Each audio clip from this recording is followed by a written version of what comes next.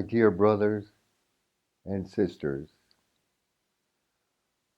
on the front page of the November 18th Wall Street Journal, the headlines blared: annual drug overdose deaths top 100,000, setting record. In other words, there have been over 100,000 opioid related deaths in the last 12 months. And this has been a jump of an astonishing 29% over deaths from the same cause recorded in the same period a year earlier. It's called a pandemic. There can be no doubt that these are largely deaths of despair, stemming from isolation and intense loneliness. Obesity is another pandemic. Think of it. 140 million Americans are obese. And even more tragic, approximately 20% of American children and teens are obese. A fifth. Think of it. In the 1970s, it was 5%. And moreover, 70 to 80% of the adolescents that are obese will remain obese in adulthood. Obesity is associated with many adverse consequences, ranging from metabolic disorders to cardiovascular diseases, type 2 diabetes, liver disorders, sleep apnea, lung disorders, and menstrual disorders. In our opinion, obesity is a cry from the soul, people bloating themselves to revert to the condition of a fetus in the hope of getting the love and devotion they experienced at birth. The suicide rate has increased by a third since 1999. Suicide has become the second leading cause of death for people aged 10 to 34 years of age. Imagine, here are people just starting out in life.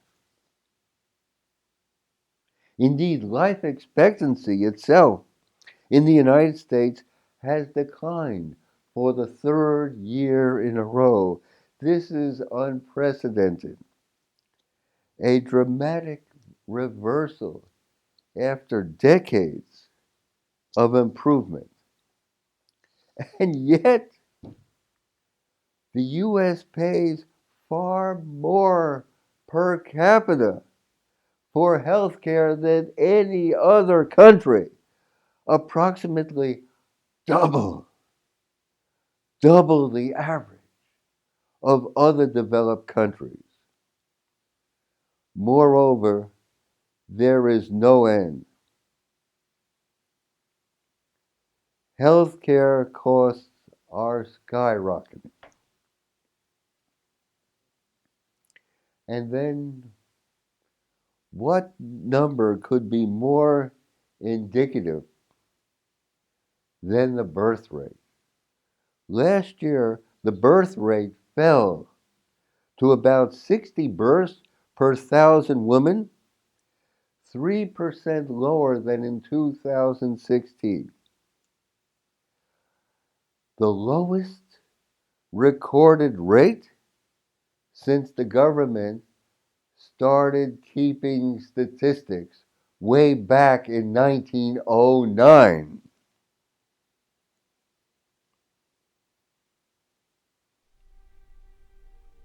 "245 years ago, a nation came into being based upon life, liberty, and the pursuit of happiness.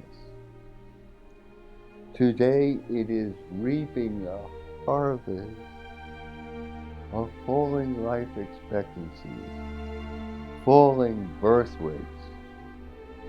What could be more symptomatic of a malaise, a profound sickness of the soul?"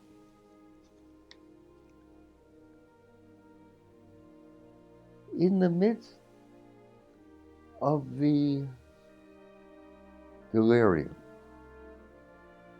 what else is there to do, brothers and sisters, than proclaim a day of cleansing, a day of regeneration, a day of contrition. In other words, a fast. A day when all Americans will stop eating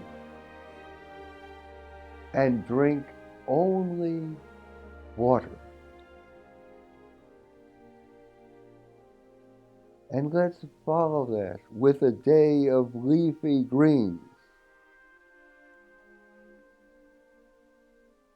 and fruits and vegetables. No snacks, no soft drinks, no takeout, no ultra-processed. And I might add that an astonishing 60% of the food Americans eat, 60% is ultra-processed. This includes pizza, chicken nuggets, and soda. They contain unnaturally high amounts of sugar, salt, processed foods, and unhealthy fats. So imagine a day without ultra-processed junk foods, sugary vegetables, and vegetable oils. A day of kale, Swiss chard, and parsley. And imagine, brothers and sisters, imagine a day of vigorous exercise. Imagine every park, every playground, every schoolyard filled with Americans engaged in calisthenics, stretching, and moving to the sound of music. And why not a day? Why not a day of victory gardens? Yes, plant a victory garden as your forebears did during the Second World War. Think of it. In those times, Americans planted 20 million victory gardens across the United States. Victory gardens helped win the war, as fresh, homegrown vegetables supplied 40% of the produce grown in the United States by 1944.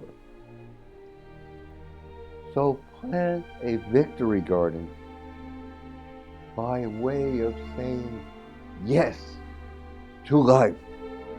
Plant a victory garden by way of healing this American earth. Plant a victory garden to provide you and your family with vibrantly alive kale, parsley, lettuce, celery, beets, spinach, and chard. Plant a victory garden to express your certainty that one day Hetch Hetchy will be restored, a valley comparable to Yosemite in grandeur and beauty. Beneath a man-made lake it lies, full phantom by. You will restore the thundering herds of buffalo on the Great Plains. You will lead us through the regeneration we so desperately need. You will redeem this people and this American earth. Plant a victory garden, brothers and sisters, because you know in your heart that one day this America shall be an edible schoolyard for the human spirit. May I wish you and family a Thanksgiving of good health, prosperity, and success. Thank you indeed. Let us go forward.